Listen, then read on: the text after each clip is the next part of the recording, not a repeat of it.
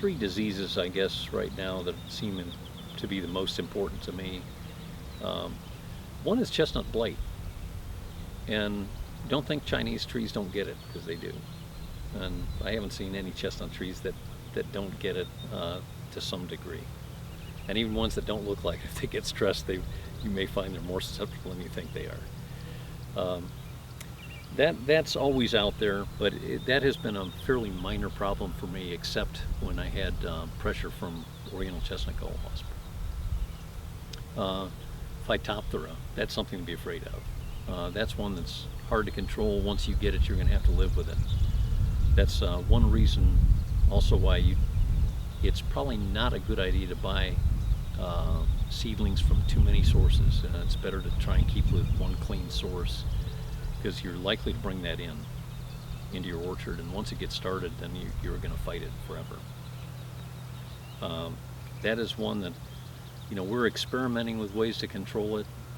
I've been able to successfully control Phytophthora in white pine and in Fraser fir with gypsum, and I'm experimenting with that for chestnuts, but chestnuts don't like too much calcium in the soil, and the calcium is the agent that actually causes Phytophthora to kind of go into remission.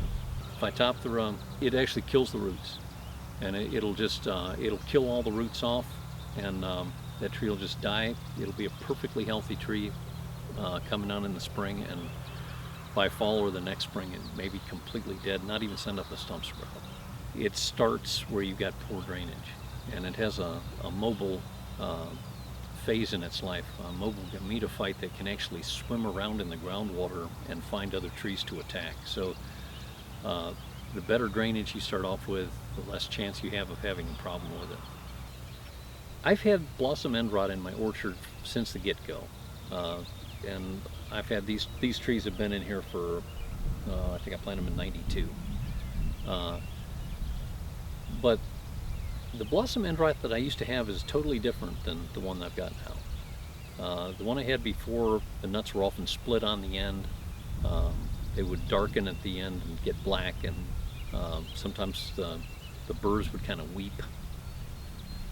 And this new one came along just as the Oriental chestnut gall wasp disappeared, and I think it affects a lot of the plant tissue on these chestnuts, and I think it's toxic to Oriental chestnut gall wasp.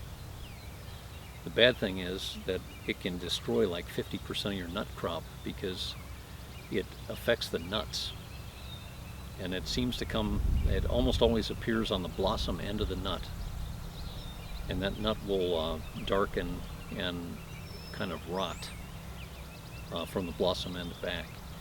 And it's difficult to detect. I spent a lot of time training my helpers who run the cull line to pick out nuts that have any sign of it, and it's slowed down our sorting process significantly.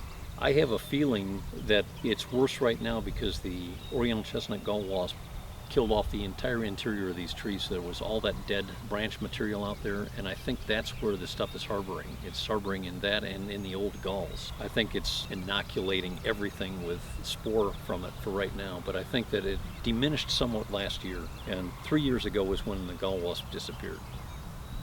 So it seems to be diminishing, but I've taken the precaution of culling trees that are very susceptible to it, which is another great reason for planting 145 trees where you're going to only have 10 or 11 in the end, is that when you see trees that have a weakness, you can just eliminate them, and it's not going to affect your crop that badly.